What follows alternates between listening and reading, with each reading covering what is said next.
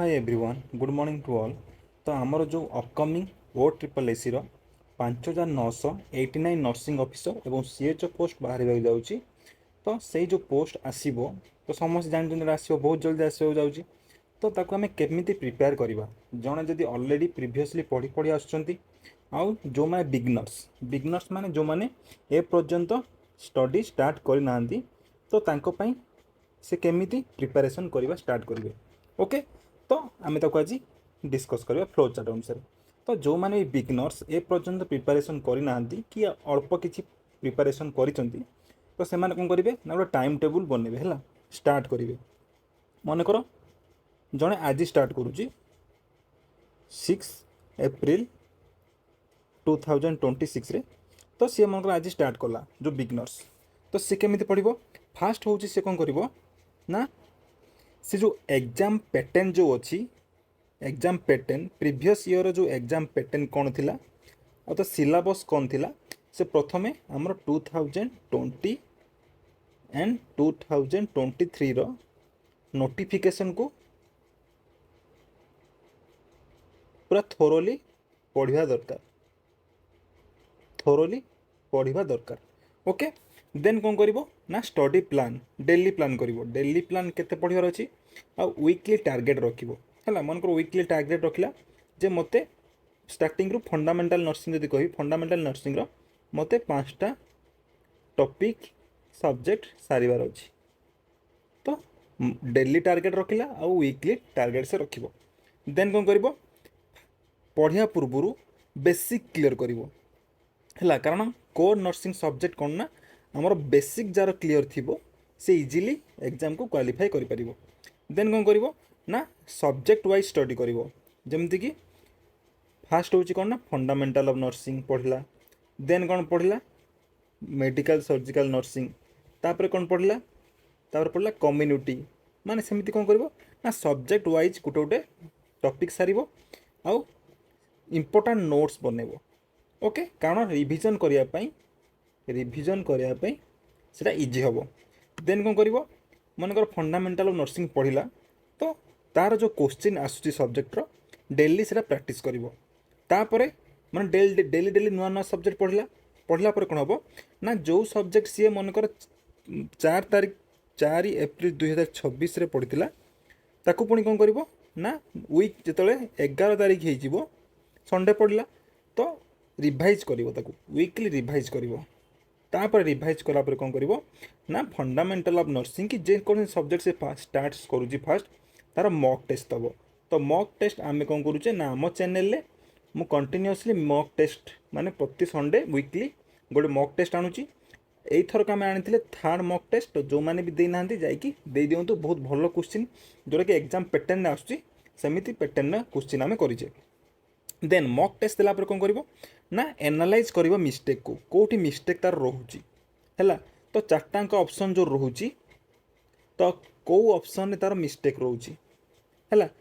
केतिकी attempt करिया दरकार केतिकी attempt करिया दरकार और केतिकी न करिया दरकार। देन आमर 100 क्वेश्चन रोहुची सेइथुर केते रोहुची ना 15 मार्क आमर मैथ रोहुची आउ 5 मार्क कौन रोहुची इंग्लिश रोहुची। तो सेथिरे आमर केते टाइम दबा दरकार सेटा भी सी कौन करिवो ना एनालाइज करिवो। देन ताकू पुणी स्ट्रेंथ करिवो वीक एरिया को। मनकर जनकर मैथ फॉलो माने मैथ तो लास्ट को पढ़ाबो। मनकर जनकर MSN रो कार्डियोवास्कुलर सिस्टम ठीक से होनी वीक एरिया से कौन करिवो ना स्ट्रेंथ से वीक एरिया को मैक्सिमम टाइम दबो। टाइम देला परे कौन हबो ताकू स्ट्रेंथ करिवो। देन कौन करिवो सब पढ़ी सारा परे फाइनल रिवीजन करिवो हैला। फाइनल रिवीजन जो थरे कि जो नोट्स करथिबो शॉर्ट नोट्स सब सब्जेक्ट रो ताकू कौन करिवो ना फाइनली ताकू कौन करिवो ना रिवीजन करिवो। तापरे कौन करिवो ना डेट ऑफ एग्जाम जब डिक्लेयर होबो जाईकी से एग्जाम दबो। ओके, तो देखंतु आमे स्टेप बाय स्टेप देखिबा। माने फास्ट होची कोन ना कहले अंडरस्टैंड करिबा तो एग्जाम पैटर्न केमिति हैला। एग्जाम रो पैटर्न केमिति थिला सेमति अंडरस्टैंड करियो हेले कोन करिया पड़ो ना हमर 2020 आउ 2023 जो पैटर्न एग्जाम होता ताकू फास्ट से कौन करिवो ना स्टडी करिवो। तो focus mainly on nursing subject करिवो ना कि हमर मैथ आउ इंग्लिश को लास्ट टाइम रिविजन कले आई थिंक भल, कारण मझे मझे ना वीकली थरे वीकली वन्स मैथ प्रैक्टिस करवा दरकार। बट फोकस कौन करा दरकार ना आम नर्सिंग सब्जेक्ट, कारण 85 मार्क्स कौन रोचे ना आम नर्सिंग सब्जेक्ट रोचे। ओके, तो आमर एमसीक्यू बेस्ड एग्जाम हम। तो की सब्जेक्ट कौन कौन देखो, फंडामेंटाल नर्सिंग को सी मैक्सिमम टाइम देव। मेडिकल सर्जिकल नर्सिंग कौन करे ना आमर मैक्सिमम सब्जेक्ट को कवर करे, मैक्सिमम क्वेश्चन कवर करे किए ना आमर एमएसएन, ताकू जमी मैक्सिमम टाइम देव। प्रीवियस ईयर को क्वेश्चन देखिए आपण कम्युनिटी मैक्सिमम क्वेश्चन आसाला, तो कौ वर्ष कौ थे बेसी क्वेश्चन आसो से डिपेंड्स करे एग्जामिनर उपर। तो आपण मैंने कौन करेंगे जिते सब कौन ना मार्क कैचिंग सब्जेक्ट अच्छे जमीक community, medical surgical nursing, fundamental nursing, child health nursing and obstetric and gynaecology nursing टाको आपण इम्पोर्टाटली जमी सब रिविजन करेंगे। ओके, आ मेंटल हेल्थ नर्सिंग को आपण मैंने लास्ट टाइम पढ़ी की जाइपारे। ओके, किंतु मेन हूँ कौन ना एमएसएन, तापर हूँ community, then obstetric, then child health nursing and fundamental of nursing. यही अनुसार आप प्लान करी पढ़ी पढ़ी जी। देन देखो स्टडी प्लान केमिति करेंगे, गोटे दिन मनकर आमर केते रोचे ना 24 आवर्स रोचे, 24 आवर्स रोचे। तो 6 to 8 आवर जमी आप कौन करेंगे डेली पढ़ुवे। ओके, ताकू डिवाइड केमती करेंगे जे 4 to 5 आवर कौन करेंगे ना थियोरी, प्रॉपर थियोरी पढ़े। देन 2 to 3 आवर कौन करेंगे एमसीक्यू प्रैक्टिस करेंगे। आउ जो एमसीक्यू जो है आपण मानकर रॉन्ग क्वेश्चन है, रॉन्ग आंसर को कौन करेंगे ना रिविजन करेंगे। ओके, तापर देखो तापर कौन करेंगे ना बिल्ड स्ट्रॉन्ग बेसिस। आम पढ़ले कौन करवा ना जो सब्जेक्ट भी आप पढ़ुंट मनकर फंडामेंटल ऑफ नर्सिंग पढ़ुंट तो सबू बेसिक क्लियर करेंगे है, कारण बेसिक क्वेश्चन आमर मैक्सिमम नर्सिंग ऑफिसर मानकर भूल होची।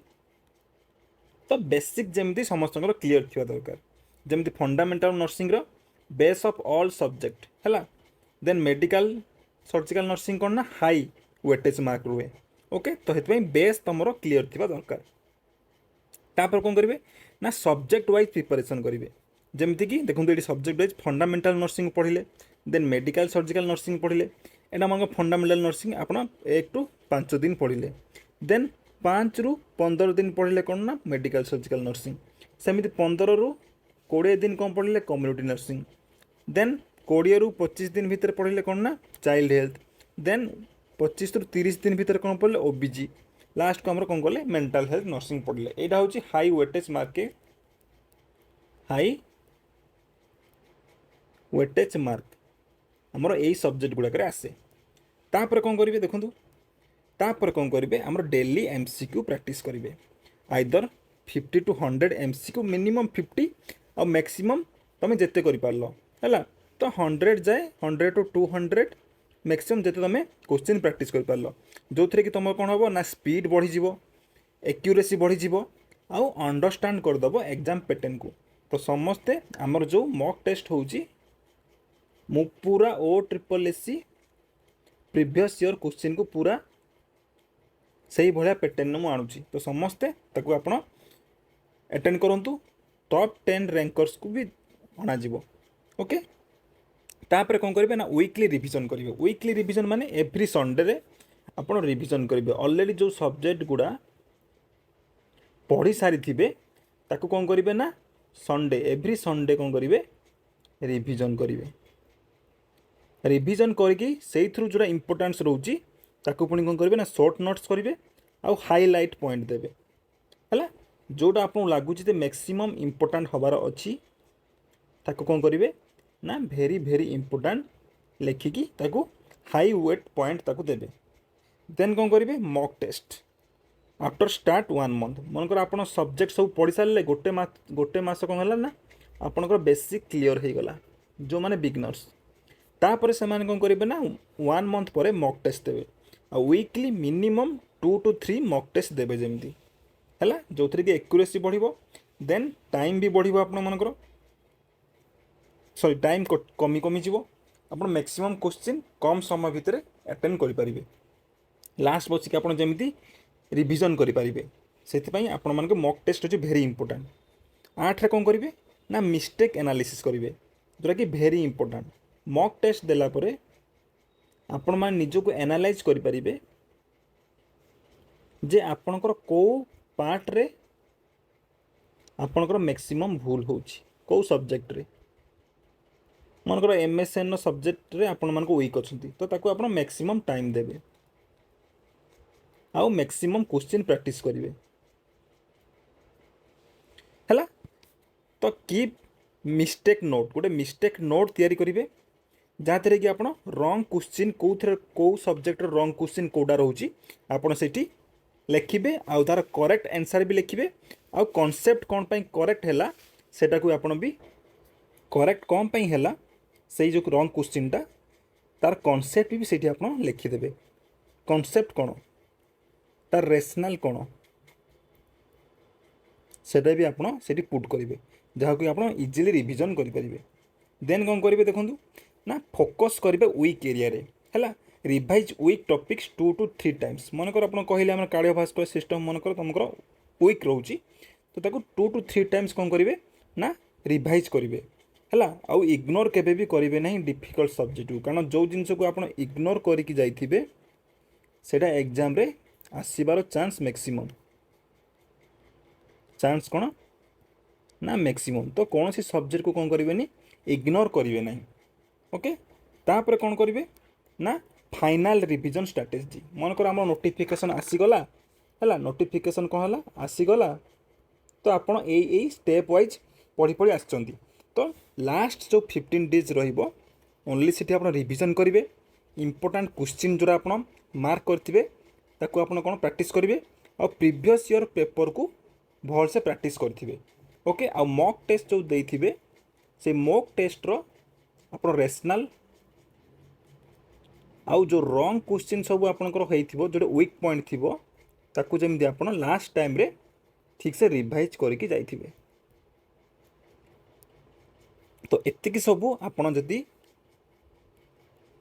स्ट्रैटेजी फॉलो करेंगे तो जड़े बिगनर्स हो कि जड़े जदि ऑलरेडी स्टार्ट कर सारी सब्जेक्ट वाइज पढ़ा सो इजिली आपन कौन करेंगे ना जो अपकमिंग OSSSC 5989 बहुत संख्यार यहाँ बहुत मात्रा संख्या तो इजिली आपन गोटे सीट आपणकर कन्फर्म करेंगे आ बहुत भल माने बहुत भल रैंक रे